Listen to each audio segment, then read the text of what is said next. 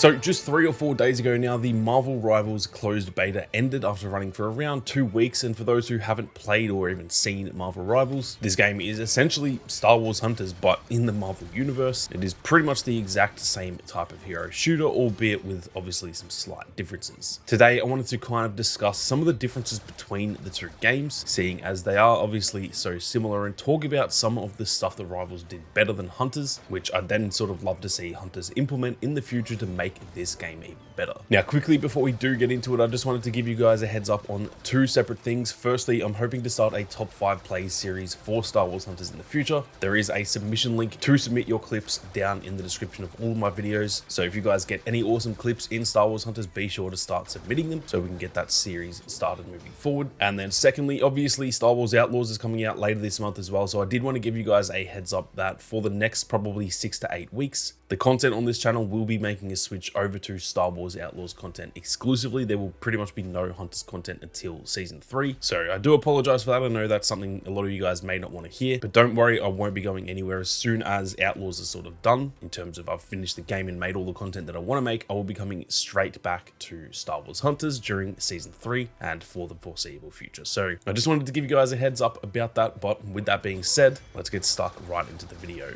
Now, I guess for a quick explanation of the game, like I said, some of you guys may not have even seen this, and even if you have, you may not have had a chance to play the beta because it was a closed beta. You did have to get a code for it, so a lot of you guys may not have had a chance to play Marvel Rivals. The easiest way to explain Rivals is that it is literally just Overwatch, but in the Marvel universe, in the same sort of way that a lot of people were calling this Overwatch in the Star Wars universe when it was on its way out. Obviously, this game is a little bit different. Star Wars Hunters is not probably quite on the level of a game like Overwatch because it is only on mobile phones and on the Switch, but the game itself, in terms of the modes and the hero shooter element, both Hunters and Marvel Rivals are essentially just kind of clones of Overwatch, with obviously a lot of their own differences, but they are pretty similar overall. Marvel Rivals is a 6v6 hero shooter though, so it's actually got a few more players per lobby, and similar to Hunters, it has some modes in there like Escort. I know Escort isn't currently in the game in Hunters, but it was there pretty much all throughout the soft launch, and it will be making its way back. And so yeah, that's a quick explanation of what this game is for those of you who haven't seen it. Now, the first thing that I've got to say that Marvel Rivals has definitely done better than Star Wars Hunters is the fact that there are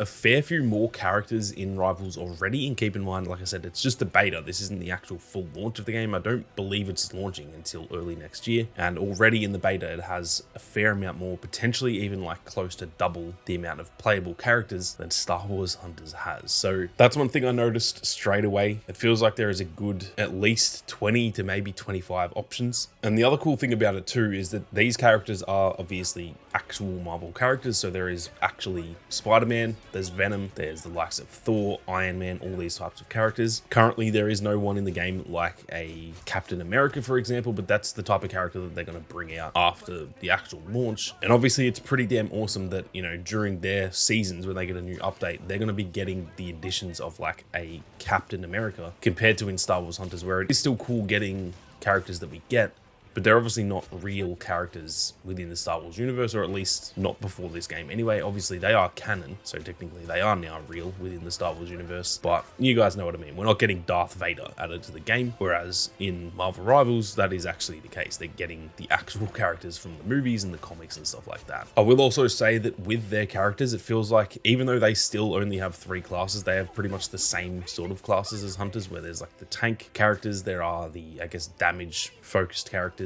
and then there are like support / healer type of characters too. So there are still only the same 3 classes, yet it does feel like their characters are a lot more unique feeling than they are in Star Wars Hunters. Not to say that the Hunters characters don't feel unique from each other, but it's kind of like each character in Marvel Rivals, they are like drastically different than a lot of the other ones. And for example, if you're playing one of the damage characters in that game and then you switch to another damage character, they kind of have completely different play styles. Whereas realistically in Hunters, if you pick a damage hunter, your job is kind of to just deal a lot of damage. So that's one thing Marvel Rivals has done very, very well, in my opinion, just the variety of characters, and also obviously the fact that they are real characters. I don't have an issue with that in Star Wars Hunters, because even though it would be awesome to actually have like Darth Vader versus like Luke Skywalker and stuff in this game, similar to how it was in Battlefront 2, I do also like that it is a canon story and it's actually taking place in an arena, almost like the Gladiators back in the day and stuff like that. So that's not really an issue that I have with Hunters. It's just kind of cool in Marvel Rivals that we get to play as characters like Spider-Man that we all know and love. Now, something else that Rivals does a hell of a lot better than Star Wars Hunters is a certain mechanic they've got in that game called the team up mechanic. Now, when you pick certain characters who are linked to each other through like the movies and the comics and stuff, as an example, let's take Spider-Man and Venom. Obviously, those two characters are kind of from the same little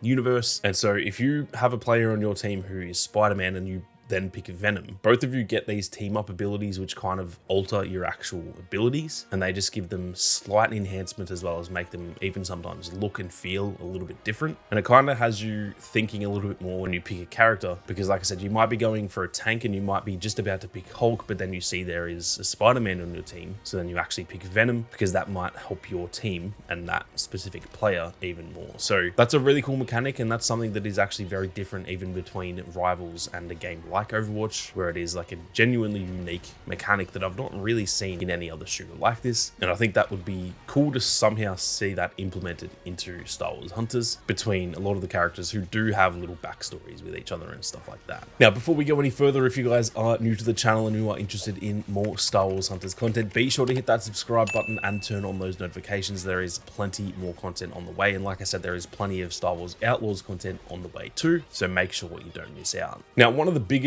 improvements that Marvel Rivals has sort of made over a game like Star Wars Hunters, and this is a bit of an obvious one, but this is the fact that it is on PC and consoles. Obviously, when it comes to Star Wars Hunters, we can unfortunately only play on the Switch and on mobile phones, which in its own right is awesome because we can sort of play on the fly, whereas obviously with Rivals, you can't play that on the fly. So both of them do have pros and cons, but going from playing Hunters for so long now, and it does feel good, it feels really solid to me personally, but then going to a game like Marvel Rivals, I played it on PC, so I'm playing in like ultra graphics and it just feels very smooth and everything like that. It is a very clear difference, and it does just kind of back up my thoughts that games are generally speaking better on PC and consoles. That isn't to diminish mobile gaming, that's not to diminish the Switch, but realistically, gaming is just done a little bit better on those consoles and on the PC as well. They are just simply more powerful, and they generally run a lot smoother and look a lot better and stuff over on those platforms. So that's something that I would love to see in the future. I've already been saying this for a long time now. I really want Star Wars Hunters to be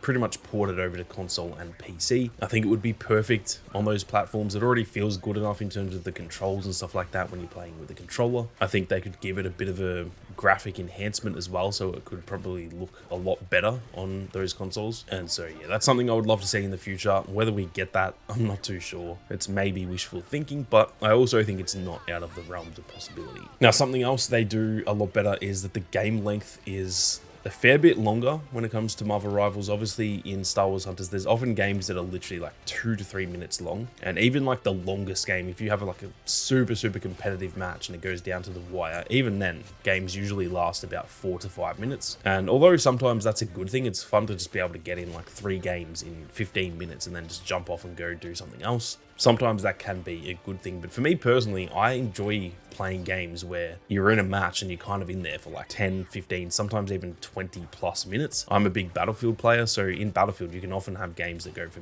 borderline half an hour. And I know to some people that's a bit too long, but for me, I actually really enjoy that. Now, I don't want games going for that long in Hunters, but I do feel as though that like 3 to 5 minute length is just a little bit too short. I feel like somewhere between 7 to 10 minutes would be a lot more enjoyable. It just allows you to get more into the flow of that game. It allows you to get more kills per match and stuff like that, go on bigger kill streaks and all those sorts of things. And it also gives you more time to come back. For example, in ranked, sometimes teams can just win super quick, but if the game went for like an extra 3 to 4 minutes, minutes, there is a chance you can actually pull a big comeback there. And so that's something else I would love to see changed in the future for Star Wars Hunters. I know because it is a mobile game and it's on the Switch, there are sort of limitations there, and I do get that, but yeah, that's something else I would love to see changed in the future. Now, finally, just for some kind of smaller things that Rivals does really, really well. First and foremost, they have kill cams in that game, which is something I've been crying out for in Hunters for a long time now. Realistically, in any shooter, I feel like it sort of needs to have kill cams. It's not that much of an issue in Hunters, but in a lot of other games, having a kill cam can kind of allow you to see if someone's hacking, because you then get to watch how they killed you, and you can sometimes very clearly see that they're cheating. Even if that's not the case, I enjoy watching kill cams to actually see what that player did and see if I can learn anything from it, or even see if I can notice what I did wrong in that situation and learn from that as well. So I would love to see kill cams added to Star Wars Hunters, where it just quickly shows the enemy's perspective once you died and shows how they killed you. That would be something I would love to see added down the line. Now, kind of similar to that as well, in Rivals, they've got a really cool mechanic where after the game's done, you kind of just sit on this menu where it will show all 6 players on your team, and it will kind of just show all of them chilling out there, pretty similar to how it does in Hunters, where they're, you know, the winning team gets shown on that podium at the end of the game. But then that is actually kind of infinite in that game. If you don't exit, you can just pretty much sit there forever. And what you can do is then actually hover over those players and pretty much watch their highlights, so it'll show their best moment from that match. If you're playing with friends and one of your friends used their ultimate and got a big, like, you know, 4-man multi-kill, you can then click on them after the game and actually watch it happen. And I thought that was a really cool mechanic. I've never really seen that many games do that before. I don't think it's the first game to do it, but most of the shooters that I play don't have that mechanic. So I thought that was really cool. And again, that's kind of in line with kill cams. That's one of those small additions that would be really cool to see. Last but not least as well, again, sort of in line with that highlight thing, at the end of the game, it does also show the MVP of each game too. Now, obviously in Hunters, it kind of does on the scoreboard. It shows who was the MVP as well as the second best player in the lobby, or I guess the best player of the opposition team. But in Marvel Rivals, if you get the MVP yourself, it'll actually kind of pop up at the end of that game. It'll show an animation of that character. It will show your name down the bottom right and sort of say that you're the MVP and stuff like that. And I think that's a really cool mechanic that would be cool to see in Hunters, just because it would be cool to see these characters in some sort of animation, sort of showing off that they got the MVP and stuff like that. That's not anything that Rivals has done for the first time or anything. That's happened in plenty of games as well. But again, I would love to see that added to Star Wars Hunters too. So that is it for some of the things that I feel like Marvel Rivals did a little bit better than Star Wars Hunters. I'm keen to hear all of your thoughts, especially from those of you who did get to play in that closed beta. Let me know what else you guys think I'm missing out on. And for those who didn't get a chance to play, what do you guys think of some of the stuff that I mentioned? Do you agree or disagree that this would be cool to see in Star Wars Hunters? Be sure to let me know down below. But with that being said, thank you all very much for watching. You guys have a great day, and may the Force be with you always.